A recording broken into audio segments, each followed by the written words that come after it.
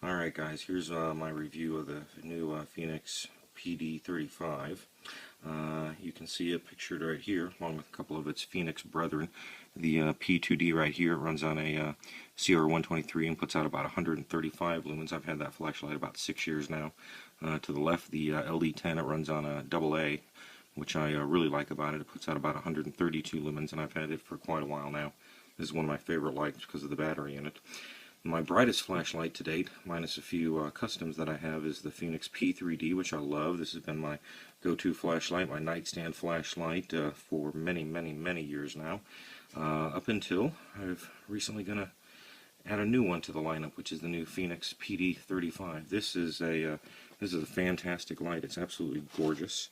It's obviously a little bit bigger than its brother or sister there, a little bit bigger in all of its dimensions. It's heavier, it's longer, it's bigger in diameter, but it's really a great light. Of course, you guys are familiar with the different usage. It's got the momentary or lock-on tail cap, and then you adjust the brightness right here by pressing a switch. A lot of people say that they rotate their clip to line up with this to facilitate finding this button. I think that it's going to be easier having it in the palm, because then that naturally indexes right there. So that's going to end up working out a little bit better for me. I'm going to take it outside here in a little while, and I'm going to do a couple of real quick little beam shots on it. As a matter of fact, why don't we go ahead and do that right now. Okay, here's my P3D on its turbo or its highest setting, and here comes my PD35. Just a huge difference. We'll go back and forth.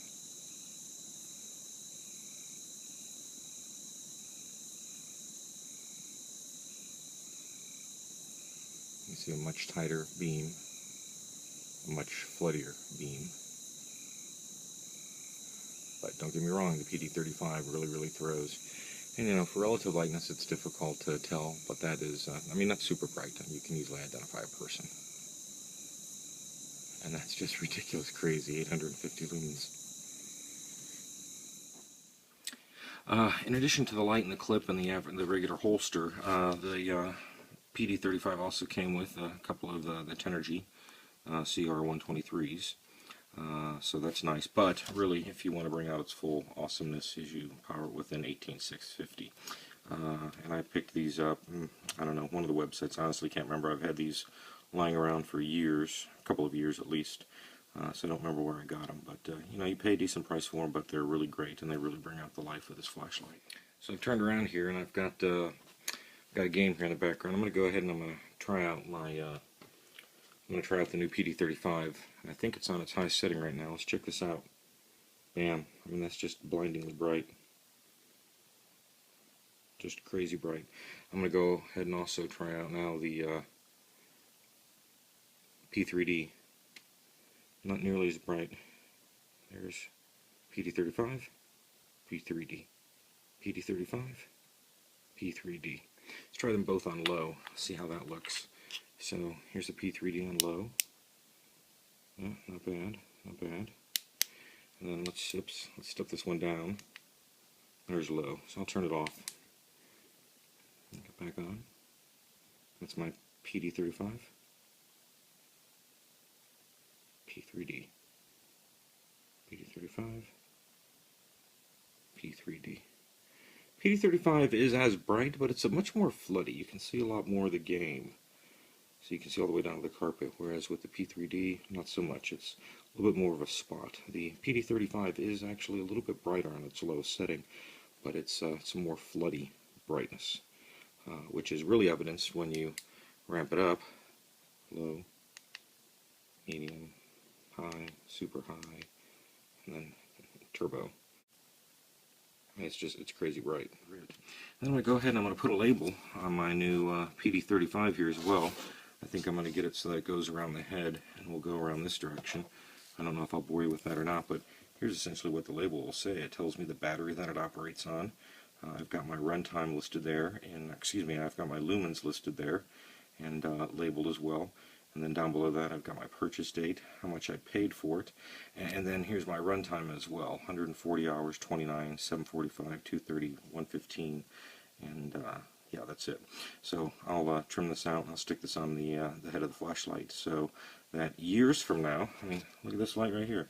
Purchased this 1177. I've had this light for very nearly 6 years. It's still my go-to and it's my favorite. And it's nice to be able to quickly refer back to my light like that and see just what I paid for it. I paid $68 for this flashlight 6 years ago.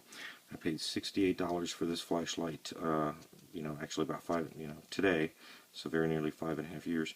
And its difference 215 lumens versus 850.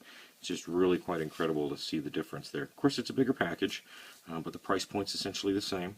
This one's obviously not going to be as pocketable, but it does have the clip. I don't know if that's going to stay or not. It probably will, if nothing else, to help me index right here. But anyway, hope you've enjoyed looking. Hopefully you guys like my little label idea there as well.